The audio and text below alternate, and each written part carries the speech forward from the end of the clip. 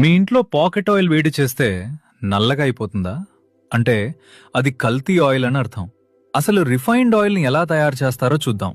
మొదట గింజలో ఆయిల్ని ఎక్స్ట్రాక్ట్ చేస్తారు. ఈ ప్రాసెస్లో హెక్సేన్ వాడతారు. ఈ హెక్సేన్ ఒక పెట్రోల్ బై ప్రోడక్ట్. దీని వాడితే నరాల వ్యాధులు, రీప్రొడక్షన్ ప్రాబ్లమ్స్ వస్తాయి. తర్వాత ఆయిల్లో న్యాచురల్ గమ్స్ ఉంటాయి. వాటిని తీయడానికి ఫాస్ఫోరిక్ యాసిడ్ కలుపుతారు. దీనివల్ల కిడ్నీ ప్రాబ్లమ్స్ ఇంకా బోన్ డెన్సిటీ తగ్గిపోతుంది. తర్వాత న్యూట్రలైజేషన్ అని చెప్పి సోడియం హైడ్రాక్సైడ్ కలుపుతారు.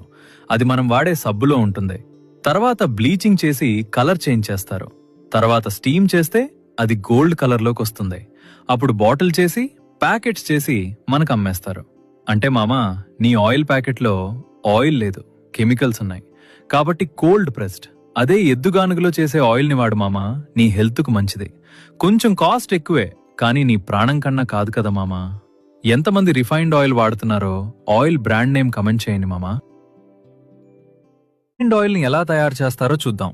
మొదట గింజలో ఆయిల్ని ఎక్స్ట్రాక్ట్ చేస్తారు. ఈ ప్రాసెస్లో హెక్సేన్ వాడతారు. ఈ హెక్సేన్ ఒక పెట్రోల్ బై ప్రోడక్ట్. దీని వాడితే నరాల వ్యాధులు, రీప్రొడక్షన్ ప్రాబ్లమ్స్ వస్తాయి. తర్వాత ఆయిల్లో న్యాచురల్ గమ్స్ ఉంటాయి. వాటిని తీయడానికి ఫాస్ఫోరిక్ యాసిడ్ కలుపుతారు. దీనివల్ల కిడ్నీ ప్రాబ్లమ్స్ ఇంకా బోన్ డెన్సిటీ తగ్గిపోతుంది. తర్వాత న్యూట్రలైజేషన్ అని చెప్పి సోడియం హైడ్రాక్సైడ్ కలుపుతారు. అది మనం వాడే సబ్బులో ఉంటుంది. తర్వాత బ్లీచింగ్ చేసి కలర్ చేంజ్ చేస్తారు. తర్వాత స్టీమ్ చేస్తే అది గోల్డ్ కలర్లోకి వస్తుంది. అప్పుడు బాటిల్ చేసి ప్యాకెట్స్ చేసి మనకు అమ్మేస్తారు. అంటే మామా, నీ ఆయిల్ ప్యాకెట్లో ఆయిల్ లేదు, కెమికల్స్ ఉన్నాయి. కాబట్టి కోల్డ్ నీ హెల్త్కు మంచిది. కొంచెం కాస్ట్ ఎక్కువే, కానీ నీ ప్రాణం కన్నా కాదు కదా మామా.